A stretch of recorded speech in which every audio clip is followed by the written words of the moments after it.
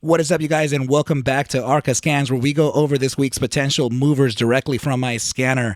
And before we get started, please make sure to subscribe to the channel, like the video, and share the video with a friend so that you and them could consider joining our trading community in Discord called Arca Bulls. With that said, let's dive right into the charts. Okay, you guys, so we are looking at a ticker symbol here, VSCO for Victoria's Secret, right? So this is actually presenting a very nice opportunity for us, right? So on the daily time frame, of course, that you want to catch your macro right here. It looks like there could very likely be a floor found at that 1739.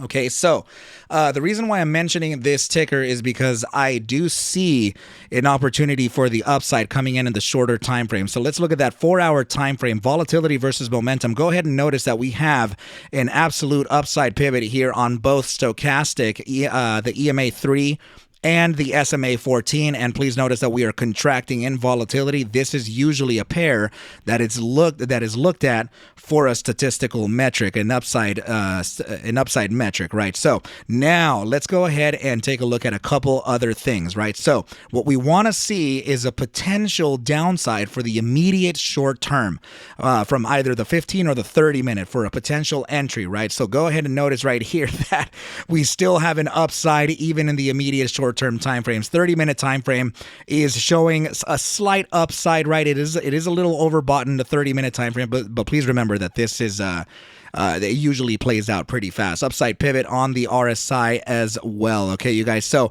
what I want you to notice too is that we're increasing volatility here on the 30-minute time frame. So very likely this can actually continue to the upside on the 30-minute to face a resistance from that SMA 200 at about $20.60 before coming back down and testing the SMA 50 as an area for support, which would be located right at this inflection point, and that would be the space between 1926 to our current price action at about 1910, which could mark the loading zone, right, for a potential upside, right? So we're gonna go ahead and just leave it marked just like that, and let's go ahead and see the hourly and the 2-hour and the 4-hour, right? So the hourly and 2-hour, we want to see an upside continuation on the stochastic momentum. We want to see volatility doing its thing from a critical area, and we also want to see the RSI pivoted towards the upside, right? So let's go ahead and see if we can get any of those metrics in for us, right? So there we go. We're actually expanding from critical volatility.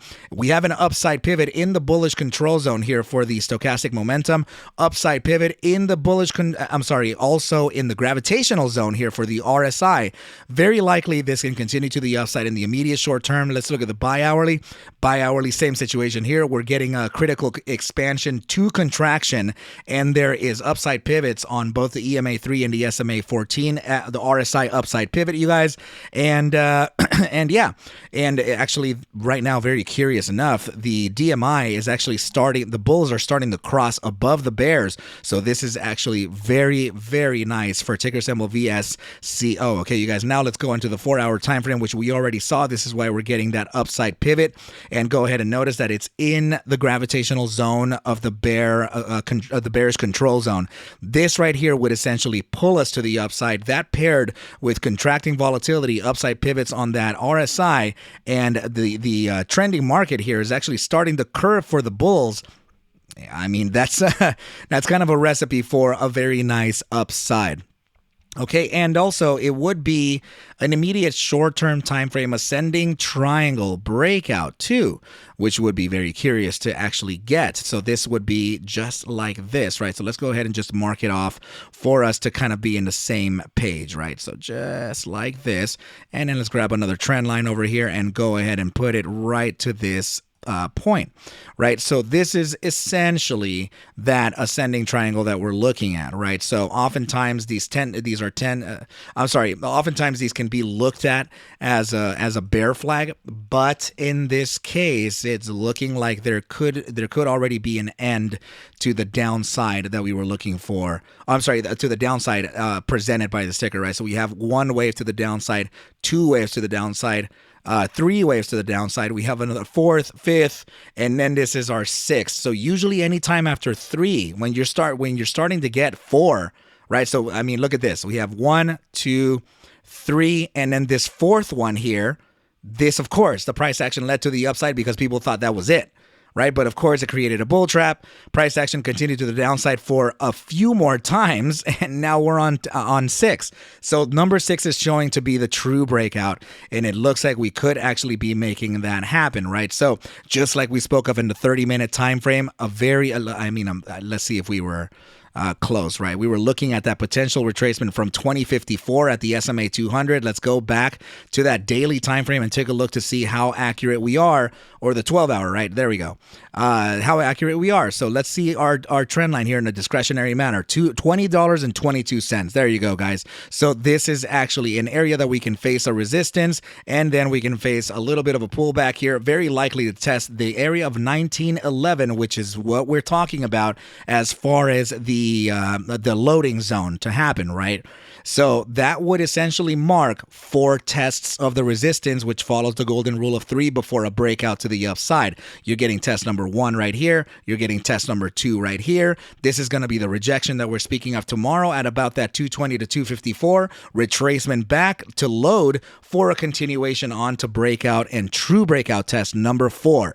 Okay, you guys, so that would give us a top side target as well. Based on this formation, we can take a trend line from the hypotenuse to the top side of the triangle, and then we can apply it to the area of breakout, of which, guess what, would be right here, just around the next day, right? And look what's in line with us. The SMA 50 located right at that top side of about 2391, presenting a very nice day trade opportunity here, right, you guys? So let's just say that we did get long to ticker right around that target of about 1911. What could be that gainer for the top side? 25.05%, not too shabby, right, you guys? It's looking very nice.